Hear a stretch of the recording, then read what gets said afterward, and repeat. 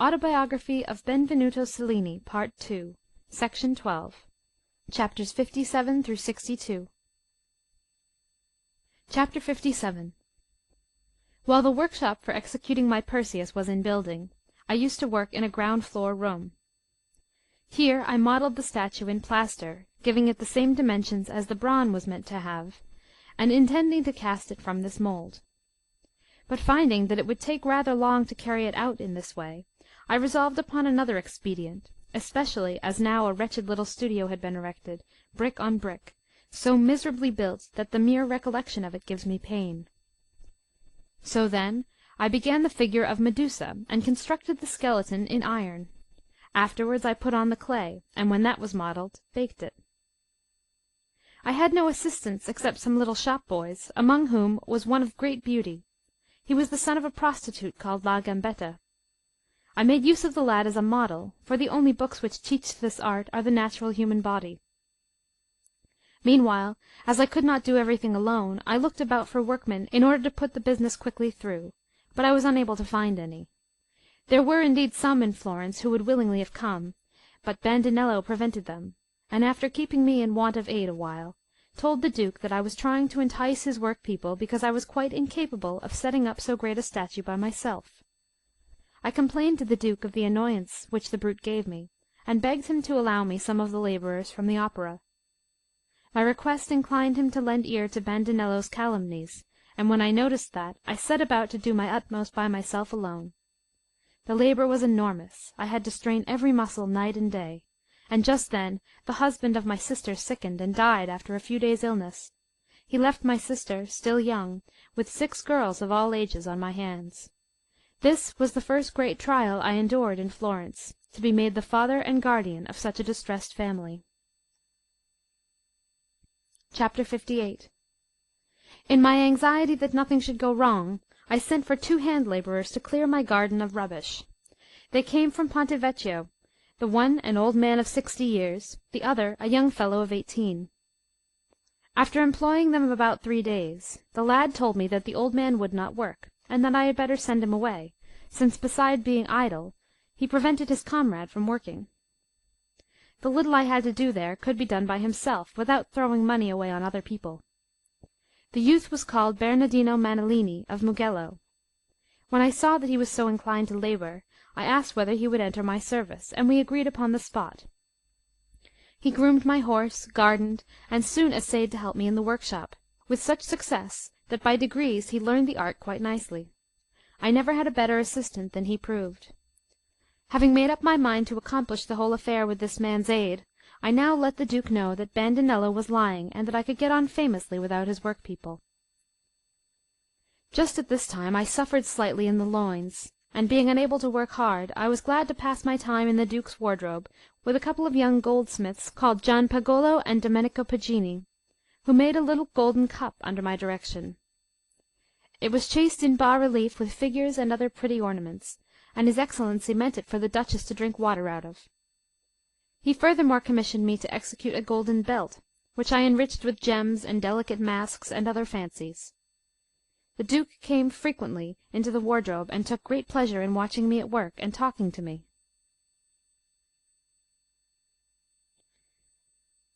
When my health improved, I had clay brought, and took a portrait of his Excellency, considerably larger than life-size, which I modelled while he stayed with me for a pastime.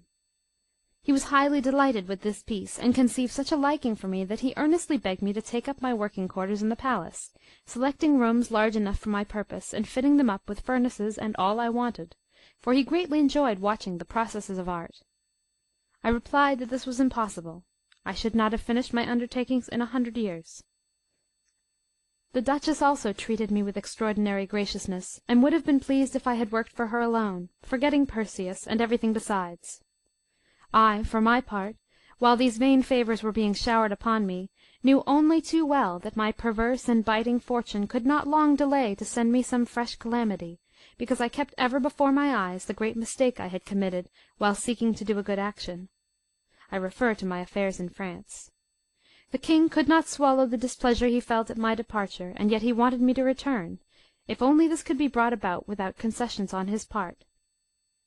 I thought that I was entirely in the right, and would not bend submissively, because I judged that if I wrote in humble terms, those enemies of mine would say in their French fashion that I had confessed myself to blame, and that certain misdoings, with which they wrongfully taxed me, were proved true. Therefore I stood upon my honour, and wrote in terms of haughty coldness, which was precisely what those two traitors, my apprentices, most heartily desired. In my letters to them I boasted of the distinguished kindness shown me in my own birthplace by a prince and princess, the absolute masters of Florence. Whenever they received one of these dispatches, they went to the king, and besieged his majesty with entreaties for the castle upon the same terms as he had granted it to me. The king, who was a man of great goodness and perspicacity, would never consent to the presumptuous demands of those scoundrels, since he scented the malignity of their aims. Yet, wishing to keep them in expectation, and to give me the opportunity of coming back, he caused an angry letter to be written to me by his treasurer, Messer Giuliano Bonacorsi, a burgher of Florence. The substance was as follows: if I wanted to preserve the reputation for honesty which I had hitherto enjoyed, it was my plain duty, after leaving France with no cause whatsoever, to render an account of all that I had done and dealt with for his majesty. The receipt of this letter gave me such pleasure that if I had consulted my own palate I could not have wished for either more or less. I sat down to write an answer, and filled 9 pages of ordinary paper. In this document I described in detail all the works which I had executed, and all the adventures I had gone through while performing them, and all the sums which had been spent upon them. The payments had always been made through 2 notaries and one of his Majesty's treasurers, and I could show receipts from all the men into whose hands they passed, whether for goods supplied or labour rendered. I had not pocketed 1 penny of the money, nor had I received any reward for my completed works. I brought back with me into Italy nothing but some marks of favour and most royal promises, truly worthy of his Majesty. Now, though I cannot vaunt myself of any recompense beyond the salaries appointed for my maintenance in France, 700 golden crowns of which are still due, inasmuch as I abstained from drawing them until I could employ them on my return journey, yet knowing that malicious foes, out of their envious hearts, have played some knavish trick against me, I feel confident that truth will prevail. I take pride in his most Christian Majesty, and am not moved by avarice. I am indeed aware of having performed for him far more than I undertook, and albeit the promised reward has not been given me, my one anxiety is to remain in his Majesty's opinion that man of probity and honour which I have always been. If your Majesty entertains the least doubt upon this point, I will fly to render an account of my conduct, at the risk even of my life. But noticing in what slight esteem I am held, I have had no mind to come back and make an offer of myself, knowing that I shall never lack for bread whithersoever I may go. If, however, I am called for, I will always answer. The letter contained many further particulars worthy of the king's attention, and proper to the preservation of my honour. Before dispatching it, I took it to the Duke, who read it with interest. Then I sent it into France, addressed to the Cardinal of Ferrara. Chapter 60. About this time Bernardone Baldini, broker in jewels to the Duke, bought a big diamond from Venice, which weighed more than 35 carats. Antonio, son of Vittorio Landi, was also interested in getting the Duke to purchase it. The stone had been cut with a point, but since it did not yield the purity of lustre which one expects in such a diamond, its owners had cropped the point, and in truth it was not exactly fit for either point or table cutting. Our Duke, who greatly delighted in gems, though he was not a sound judge of them, held out good hopes to the rogue Bernardaccio that he would buy this stone, and the fellow, wanting to secure for himself alone the honour of palming it off upon the Duke of Florence, abstained from taking his partner Antonio Landi into the secret. Now Landi had been my intimate friend from childhood, and when he saw that I enjoyed the Duke's confidence, he called me aside, it was just before noon, at a corner of the Mercato Nuovo, and spoke as follows: "Benvenuto, I am convinced that the Duke will show you a diamond, which he seems disposed to buy. You will find it a big stone. Pray assist the purchase. I can give it for 17,000 crowns. I feel sure he will ask your advice, and if you see that he has a mind for it, we will contrive that he secures it." Antonio professed great confidence in being able to complete the bargain for the jewel at that price. In reply I told him that if my advice was taken I would speak according to my judgment, without prejudice to the diamond. As I have above related, the Duke came daily into our goldsmith's workshop for several hours, and about a week after this conversation with Antonio Landi, he showed me one day after dinner the diamond in question, which I immediately recognized by its description, both as to form and weight. I have already said that its water was not quite transparent, for which reason it had been cropped. So when I found it of that kind and quality, I felt certainly disinclined to recommend its acquisition. However, I asked his Excellency what he wanted me to say, because it was one thing for jewellers to value a stone after a prince had bought it, and another thing to estimate it with a view to purchase. He replied that he bought it, and that he only wanted my opinion. I did not choose to abstain from hinting what I really thought about the stone. Then he told me to observe the beauty of its great facets. I answered that this feature of the diamond was not so great a beauty as his Excellency supposed, but came from the point having been cropped. At these words my prince, who perceived that I was speaking the truth, made a wry face, and bade me give good heed to valuing the stone, and saying what I thought it worth. I reckoned that since Landi had offered it to me for 17,000 crowns, the Duke might have got it for 15,000 at the highest. So, noticing that he would take it ill if I spoke the truth, I made my mind up to uphold him in his false opinion, and handing back the diamond, said, "You will probably have paid 18,000 crowns." On hearing this, the Duke uttered a loud "Oh!" opening his mouth as wide as a well, and cried out, "Now am I convinced that you understand nothing about the matter." I retorted, "You are certainly in the wrong there, my lord. Do you attend to maintaining the credit of your diamond, while I attend to understanding my trade. But pray tell me at least how much you paid, in order that I might learn to understand it according to the way of your Excellency." The Duke rose, and with a little sort of angry grin replied, 25,000 crowns and more, Benvenuto, did that stone cost me." Having thus spoken, he departed. Giovan Pagolo and Domenico Poggini, the goldsmiths, were present, and Bachiacca, the embroiderer, who was working in an adjacent room, ran up at the noise. I told them that I should never have advised the Duke to purchase it, but if his heart was set on having it, Antonio Landi had offered me the stone 8 days ago for 17,000 crowns. I think I could have got it for 15,000 or less. But the Duke apparently wishes to maintain his gem in credit, for when Antonio Landi was willing to let it go at that price, how the devil can Bernardone have played off such a shameful trick upon his Excellency? Never imagining that the matter stood precisely as the Duke averred, we laughingly made light of his supposed credulity. Chapter 61. Meanwhile I was advancing with my great statue of Medusa. I had covered the iron skeleton with clay, which I modelled like an anatomical subject, and about half an inch thinner than the bronze would be. This I baked well, and then began to spread on the wax surface, in order to complete the figure to my liking. The Duke, who often came to inspect it, was so anxious lest I should not succeed with the bronze, that he wanted me to call in some master to case it for me. He was continually talking in the highest terms of my acquirements and accomplishments. This made his major domo no less continually eager to devise some trap for making me break my neck. Now his post at court gave him authority with the chief constables and all the officers in the poor unhappy town of Florence. Only to think that a fellow from Prato, our hereditary foeman, the son of a cooper, and the most ignorant creature in existence, should have risen to such a station of influence, merely because he had been the rotten tutor of Cosimo de' Medici before he became duke. Well, as I have said, he kept ever on the watch to serve me some ill turn, and finding that he could not catch me out on any side, he fell at last upon this plan, which meant mischief. He betook himself to Gambetta, the mother of my apprentice Cencio, and this precious pair together, that knave of a pedant and that rogue of a strumpet, invented a scheme for giving me such a fright as would make me leave Florence in hot haste.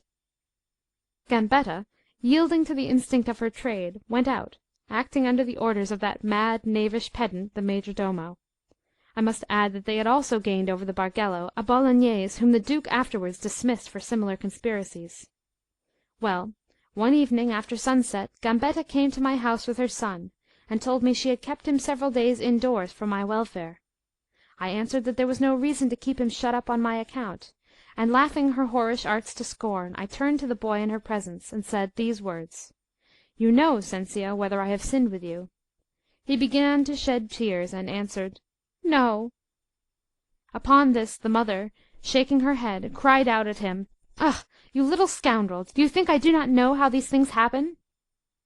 Then she turned to me, and begged me to keep the lad hidden in my house, because the Bargello was after him, and would seize him anywhere outside my house. But there they would not dare to touch him. I made answer that in my house lived my widowed sister and 6 girls of holy life, and that I wanted nobody else there. Upon that she related that the major domo had given orders to the Bargello, and that I should certainly be taken up.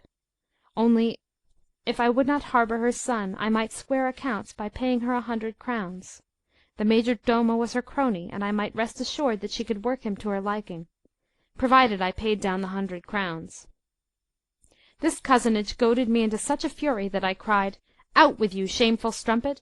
Were it not for my good reputation, and for the innocence of this unhappy boy of yours here, I should long ago have cut your throat with the dagger at my side, and twice or thrice I have already clasped my fingers on the handle. With words to this effect, and many ugly blows to boot, I drove the woman and her son into the street. Chapter 62. When I reflected on the roguery and power of that evil-minded pedant, I judged it best to give a wide berth to his infernal machinations. So early next morning I mounted my horse and took the road for Venice, leaving in my sister's hands jewels and articles to the value of nearly 2,000 crowns. I took with me my servant Bernardino of Mugello, and when I reached Ferrara I wrote word to his Excellency the Duke that though I had gone off without being sent, I should come back again without being called for. On arriving at Venice, and pondering upon the diverse ways my cruel fortune took to torment me, yet at the same time feeling myself none the less sound in health and hearty, I made up my mind to fence with her according to my wont. While thus engrossed in thoughts about my own affairs, I went abroad for pastime through that beautiful and sumptuous city, and paid visits to the admirable painter Titian, and to Jacopo del Sansovino, our able sculptor and architect from Florence. The latter enjoyed an excellent appointment under the Signoria of Venice, and we have been acquainted during our youth in Rome and Florence. These 2 men of genius received me with marked kindness. The day afterwards I met Messer Lorenzo de' Medici, who took me by the hand at once, giving me the warmest welcome which could be imagined, because we had known each other in Florence when I was coining for Duke Alessandro, and afterwards in Paris while I was in the king's service. At that time he sojourned in the house of Messer Giuliano Buonaccorsi, and having nowhere else to go for pastime without the greatest peril of his life, he used to spend a large part of the day in my house, watching me working at the great pieces I produced there. As I was saying, our former acquaintance led him to take me by the hand and bring me to his dwelling, where I found the Prior degli Strozzi, brother of my lord Piero. While making good cheer together, they asked me how long I intended to remain in Venice, thinking that I was on my return journey into France. To these gentlemen I replied that I had left Florence on account of the events I have described above, and that I meant to go back after 2 or 3 days, in order to resume my service with the Duke. On hearing this, the Prior and Messer Lorenzo turned round on me with such sternness that I felt extremely uneasy. Then they said to me, You would do far better to return to France, where you are rich and well known, for if you go back to Florence you will lose all that you have gained in France, and will earn nothing there but annoyances. I made no answer to these words, and departed the next day as secretly as I was able, turning my face again towards Florence. In the meanwhile that infernal plot had come to a head and broken, for I had written to my great master the Duke, giving him a full account of the causes of my escapade to Venice. I went to visit him without any ceremony, and was received with his usual reserve and austerity. Having maintained this attitude a while, he turned toward me pleasantly, and asked where I had been. I answered that my heart had never moved 1 inch from his most illustrious Excellency, although some weighty reasons had forced me to go a-roaming for a little while. Then, softening still more in manner, he began to question me concerning Venice, and after this wise we conversed some space of time. At last he bade me apply myself to business, and complete his Perseus. So I returned home glad and light-hearted, and comforted my family, that is to say, my sister and her 6 daughters. Then I resumed my work, and pushed it forward as briskly as I could. End of Section 12.